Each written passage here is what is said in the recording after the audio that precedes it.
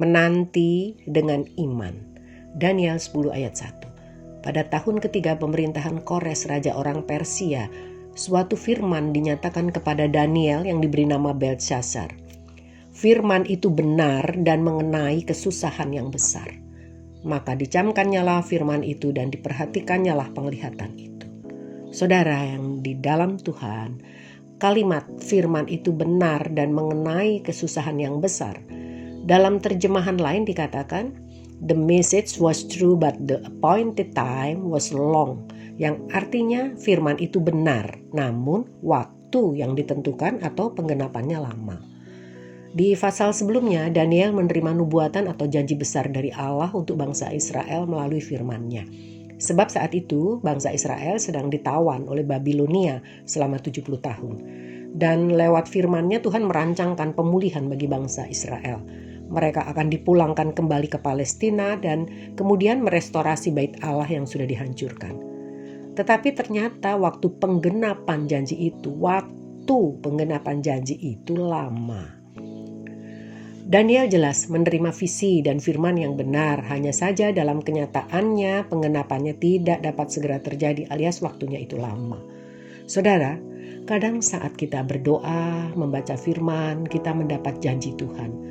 Tetapi kita ketika menunggu janji itu sekian lamanya belum juga tergenapi. Bahkan bisa saja kita menunggu sampai bertahun-tahun dan janji itu pun belum terwujud juga.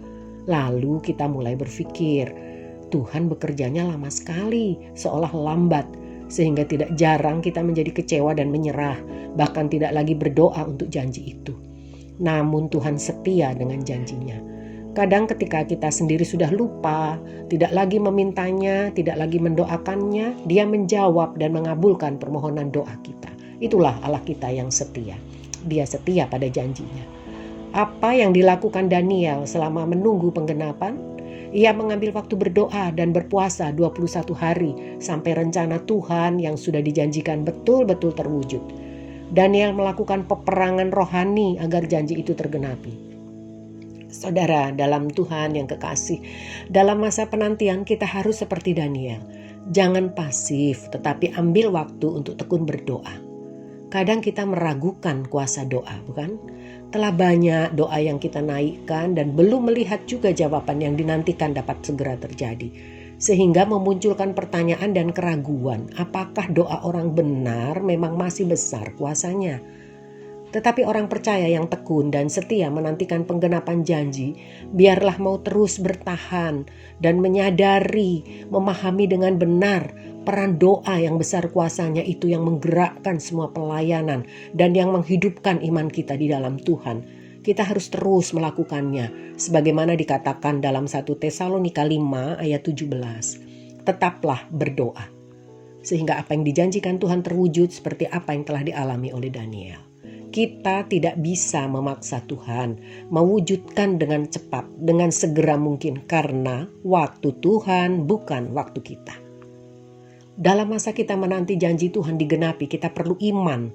Iman harus menjadi bagian dalam kehidupan orang percaya. Iman dibutuhkan untuk menopang saat kita mengalami pergumulan-pergumulan dalam hidup. Dan di sini kita akan belajar 4 macam iman. Yang pertama, iman yang berkenan kepada Allah. Ibrani 11 ayat 6. Iman yang berkenan kepada Allah adalah iman yang percaya Allah ada dan memberi upah kepada yang sungguh-sungguh mencari Dia. Dalam pasal ini ada 4 tokoh iman dari sekitar 16 yang disebut, dan merekalah yang bertahan dalam iman yang teguh hingga menerima janji Tuhan, yaitu Nuh. Tokoh Nuh yang mendapat firman Tuhan bahwa akan datang hujan dan air bah, dan ia harus membangun bahtera. Pada masa itu hujan memang belum turun dan Tuhan tidak memberitahu Nuh kapan hujan akan turun. Selama 120 tahun ia menanti janji Tuhan.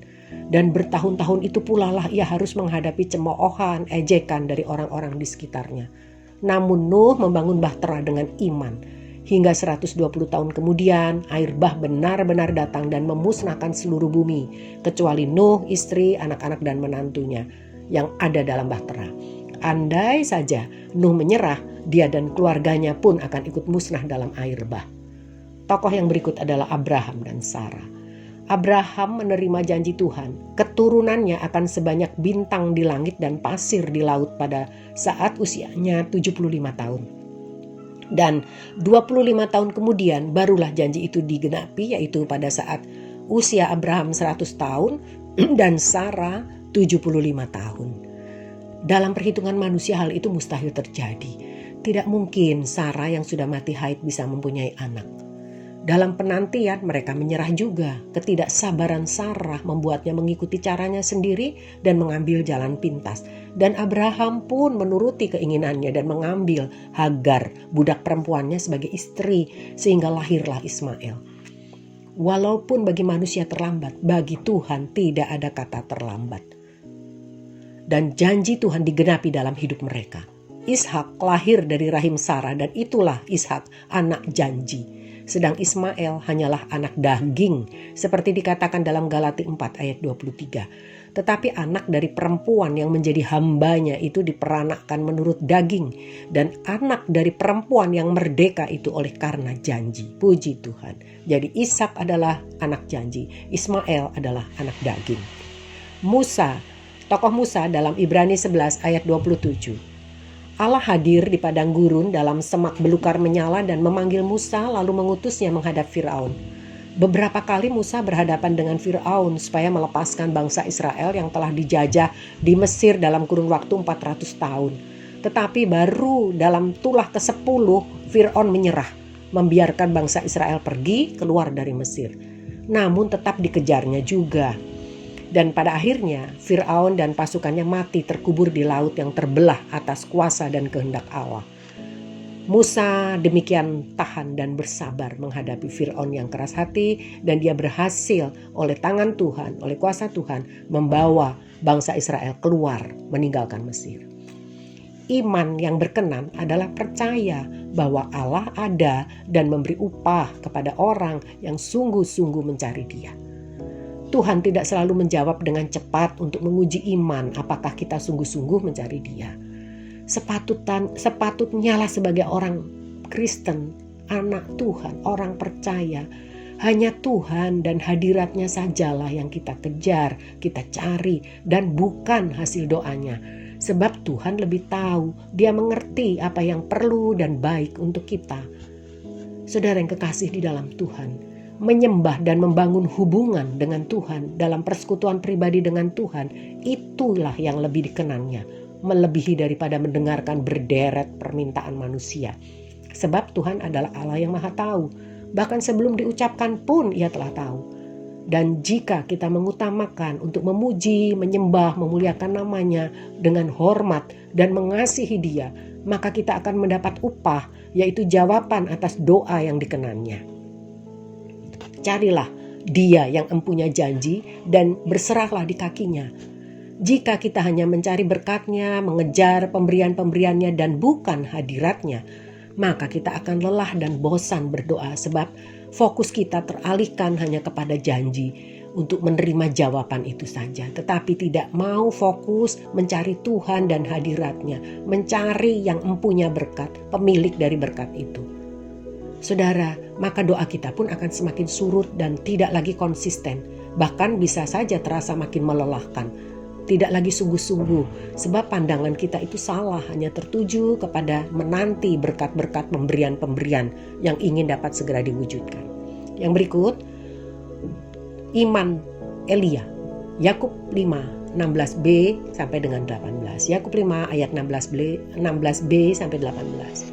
Kita semua orang percaya adalah orang benar karena sudah dikuduskan darahnya, walaupun masih dalam proses menuju kesempurnaan gereja. Dan Elia hidup pada zaman pemerintahan Raja Ahab dan istrinya Isabel yang jahat dan membuat penyembahan berhala itu menjadi masuk ke Israel, dilakukan oleh bangsa Israel. Sehingga waktu itu langit berwarna tembaga karena dosa begitu besar. Dosa mengkhianat kepada Tuhan, dosa menduakan Tuhan. Saudara, Elia berdoa dengan bersemangat. Dia berdoa dengan sungguh-sungguh dan percaya sehingga mematahkan kekeringan selama 3,5 tahun yang dialami bangsa Israel. Janganlah kita meremehkan doa. Sebab doa orang benar besar khasiatnya. Doa yang dinaikkan dengan sungguh-sungguh dapat membawa perubahan besar dan menjadikan mujizat. Yang berikut, iman yang minta ditambahkan. Yang ketiga, iman minta ditambahkan. Markus 9 ayat 23-24. Kisah ini menceritakan tentang seorang bapa yang putus asa dan frustasi karena telah mengupayakan begitu rupa untuk kesembuhan anaknya yang kerasukan setan. Hingga sepertinya dia menjadi putus asa dan ragu apakah Yesus bisa menyembuhkan. Yesus tidak senang mendengarnya karena tidak ada yang mustahil bagi Tuhan. Tetapi Tuhan tetap mau menolong dia karena Tuhan mengerti setiap pergumulan, setiap ketakutan, serta keraguan. Bahkan dia mengerti iman kita yang kecil ini. Iman kita bukan datang dari kita sendiri, tetapi datangnya dari Tuhan dan dari mendengar firman Tuhan. Firman datang dari kita mendengar firman Tuhan, firman yang hidup, yang memberi kekuatan. Sebab itu, mintalah Tuhan menambahkan iman percaya kita kepadanya. Yang terakhir, yang keempat, iman yang tidak membiarkan diri menjadi lemah. Janganlah lelah atau jemu berbuat baik. Janganlah lelah mengasihi musuh dan mendoakan orang yang menyakiti hati kita. Kita perlu iman yang kuat dan hati yang besar, kapasitas hati yang besar untuk terus dapat berbuat baik dan memaafkan. Sebab kita akan menuai hasil pada waktunya. Galati 6 ayat 9. Janganlah kita jemu-jemu berbuat baik, karena apabila sudah tiba waktunya, kita akan menuai jika kita tidak menjadi lemah. Orang yang menabur dengan mencucurkan air mata akan menuai dengan sorak-sorai apabila kita tidak menjadi lemah.